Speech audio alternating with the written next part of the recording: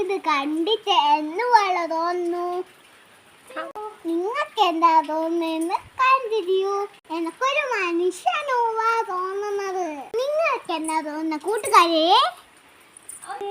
നിങ്ങൾക്ക് എന്താ തോന്നുന്ന കൂട്ടുകാരെ? കമന്റ് ചെയ്യാൻ മറക്കല്ലേ. എന്റെ വീഡിയോ എന്താ തോന്നുന്നത്?